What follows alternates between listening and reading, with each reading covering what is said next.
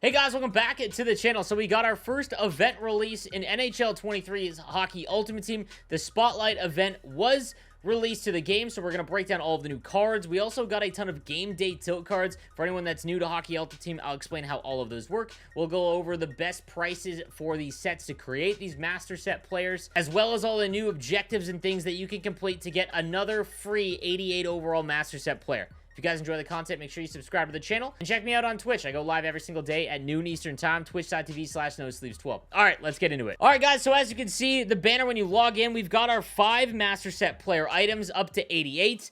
If you did pre-order the game, you got one of these for free in a choice pack. The first week, so this week up until next Friday, these 5 will be in the world. You can pack them, you can create them, all of that. The other 3 that are not mentioned here, so Gaudreau, Byram, and Zegras, they will be in week 2. I'm not sure why they did that, because we already know what all of the cards are, and a lot of people have actually selected, myself included. I have Gaudreau, but we'll have to wait to week 2 if you want to create that one specifically. Kind of a big bummer for a lot of people that were waiting for Byram. All right, so let's go ahead and break down these new master set players. All right, guys, so when you log in, you'll see the new banner here with our first week 1 5 master set players.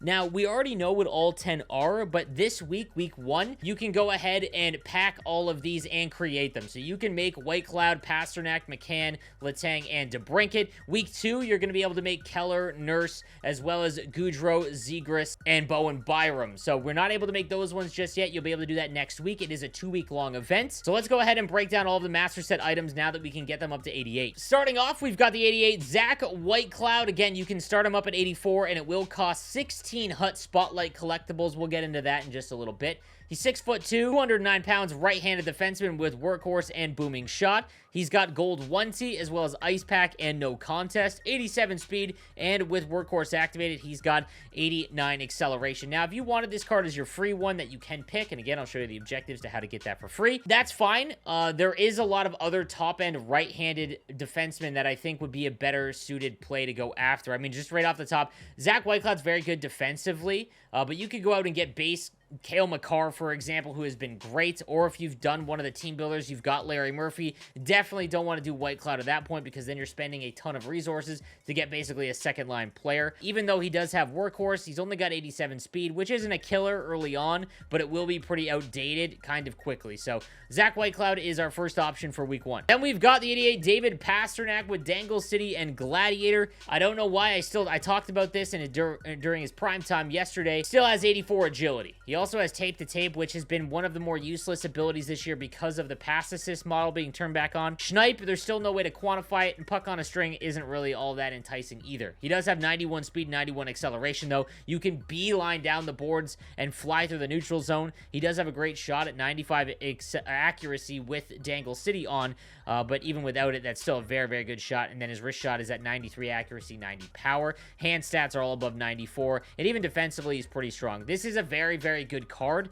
but because of that agility, it's the reason why I'm staying away. I have his X Factor on my no money spent team, and I've really noticed if you are someone who makes those cuts, if you try to deke and spin around, it's very, very slow. So just not a huge fan of David Pasternak because of, for whatever reason, that extremely low agility. Then we've got the 88 Jared McCann, who is looking like the option I'm going to go with for my free card. This is a very, very well-rounded card. 6'1", 185 is good size. If you can get Thief activated, he's got 86 on the draw, which is great for launch, 91 speed, 91 acceleration, and can get to 91 agility as well. His shot is phenomenal all around in the mid to low 90s, and Unstoppable Force is one of the better zone abilities, especially on center.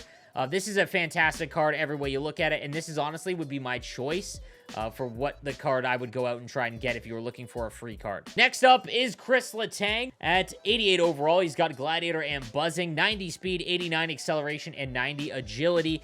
Has gold stick him up, which is one of, if not the best defensive zone ability. Now, I'm not going to lie, I have not used this Chris Letang card, but I have gotten reports from a lot of people in my chat that have found him really underwhelming. Now, that might be because they had his 84 and picked him at 84, and at 87 speed, he's not going to be all that great, but he does only get up to 90.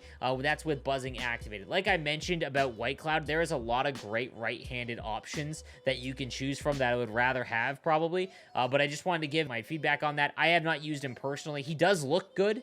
But again, it might be one of those situations where the card looks good on paper, but doesn't play really good. Then we've got Alex DeBrincat, and the small players have been really effective early on. Johnny Gaudreau, personally for me, has been awesome, as well as Cale Makar, who's under 6 foot. 92 speed, 92 acceleration, and 94 agility.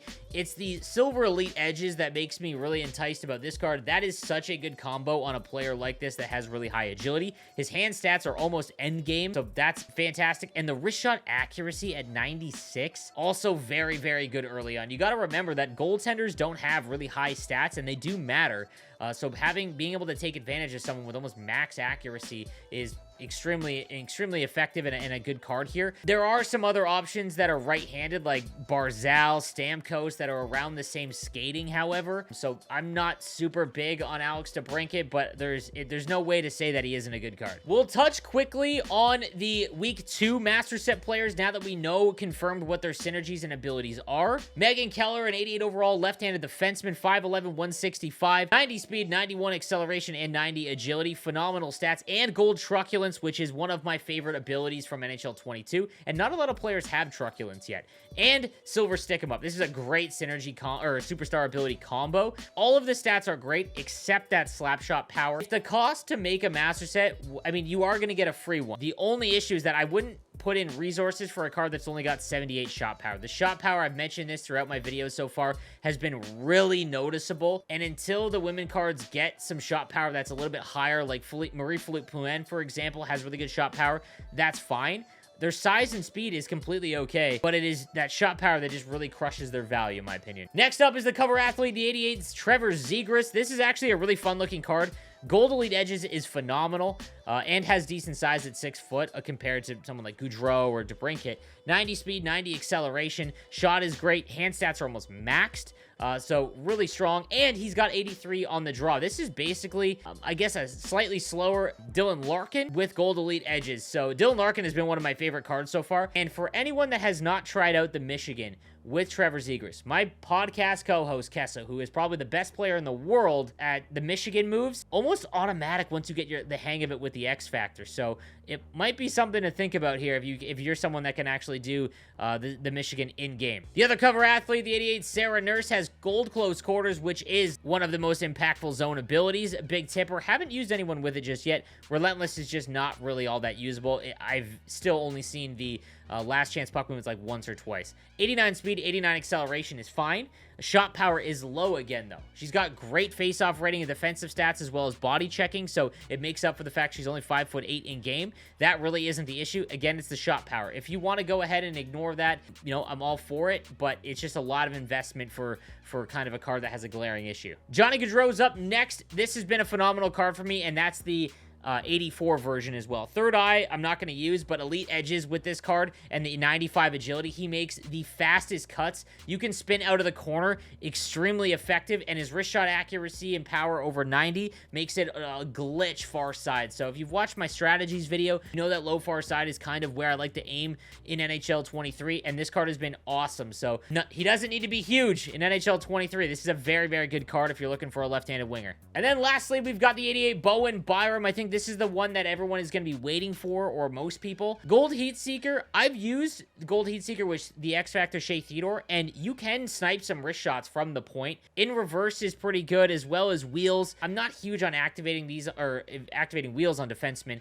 But if you do have someone that's quick, you can kind of just burst out from the breakout. 89 speed, 89 acceleration, and 91 agility is awesome. 93 defensive awareness, 94 stick checking. There is not a lot of other left-handed defensemen that are better than this card currently, so that will make him be able to stay in your lineup even if you have a God Squad. This is probably the one to pick if you're not going to go with Jared McCann in terms of like the best options for longevity to stay in your lineup and be effective. Still a very, very good option. All right, now I want to talk about objectives, because they have changed considerably in NHL 23, and it's for the good in my opinion. So we saw this in the Hut deep dive But if you complete these Hut Spotlight objectives, you will get a free 88 overall power-up master item pack that you can choose any of the 10 master set player items, regardless if they are out yet. So if you finish this, all of these games and objectives, the last one is open 8 daily reward packs. Obviously, it's going to take 8 days, but the other 5 master set items for week 2 are not out yet. You can still choose them. So don't be worried that you have to wait. If you want to get Bo and Byram, you can complete this in 8 days and then get that done. That's huge. But the other one I want to talk about is the Hut Spotlight power-up, and this is huge. So you can get Hut Spotlight power-up event objectives. These are the collectibles that you are going to use to power up the 84 overall versions that you get, and you can get them for free. So you will get 6 for completing 75 games, another 5 so that you're at 11, and then 16 if you complete 200. That is all you need to take your 84 from the pre-order all the way up to max. So that is essentially 2 88s for free in the first event. That's a huge win by EA. I'm all about, harping on them when they're doing something awful or not good for the community. 2 free master set players at launch of the game, you really cannot complain about. The other thing, I got word from the developers. So it says complete 25 games with 1 or more Hut Spotlight card in your lineup. These stack. So if you have 4 Hut Spotlight cards and you play a Hut Champs game, a Rivals game, or a Squad Battle game, you will get 4 games, not just 1. You will get 4 total games. So if you are thinking about making a few, you can kind of stack them up and get these done a lot quicker than if you're just using 1. So wanted to bring that up. All right, guys, now let's talk about the sets and how you create these cards. All right, so if you go to the Hut Spotlight events objectives,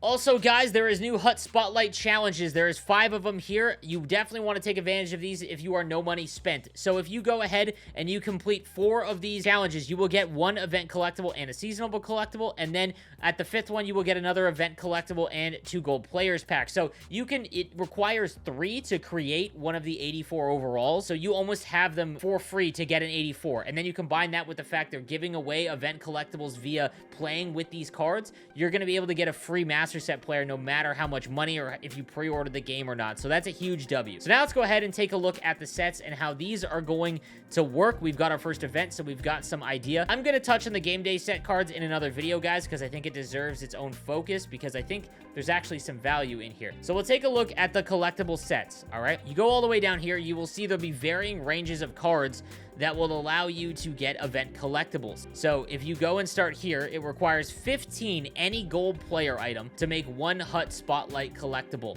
These are never worth it, guys. These go for about 1,000 coins each, roughly. Even if they're 800, you're looking at about 14,000 per collectible. This is not worth it, all right? So you never want to burn your collectibles by doing these cards, even if you're no money spent. As we move on down the line, it requires 10 80+ overall cards. Same situation. These are going for 1,000. That's 10,000 per collectible.